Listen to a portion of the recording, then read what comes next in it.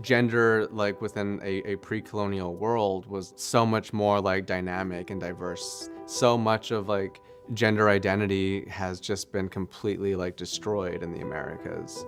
The Pilgrims come over and like the first Americans come over and they're all escaping like religious persecution. They instill all these values onto Indigenous people. Indigenous gender gradient people had like different roles and responsibilities within their cultures prior to colonization.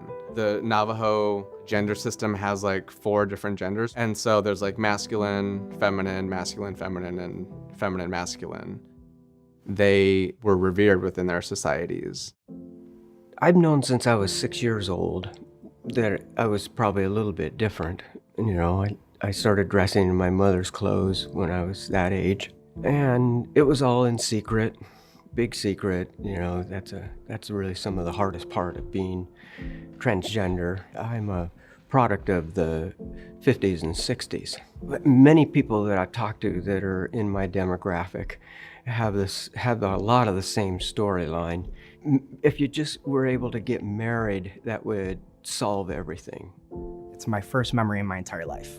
I was maybe 3 years old.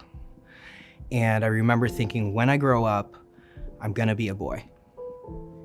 And my second thought was, and I can't tell anyone.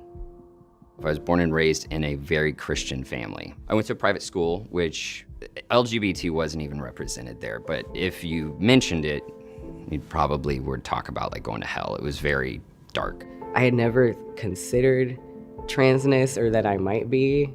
It just didn't occur to me at all until I saw another trans person. I didn't even know that was a thing. Really, it was totally not something that was in my radar. I was raised extremely religiously in a very conservative home.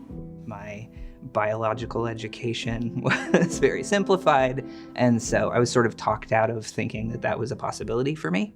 Being gay was essentially a death sentence. It was either HIV and AIDS or a dark world where you weren't accepted, and any parent wants their child to have an easy life.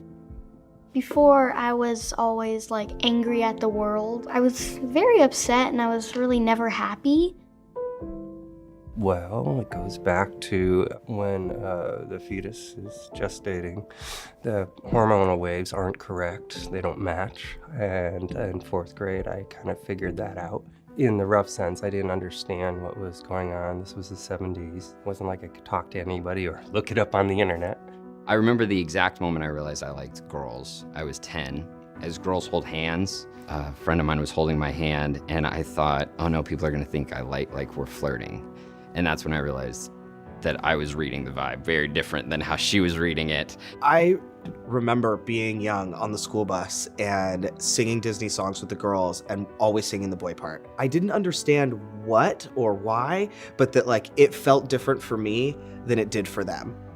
There's boys' bathrooms and girls' bathrooms, and then like all the boys would play with the other boys, but I didn't really want to like play with all the boys. Like I felt like I like fit in with the girls, but then like they didn't want to play with me either.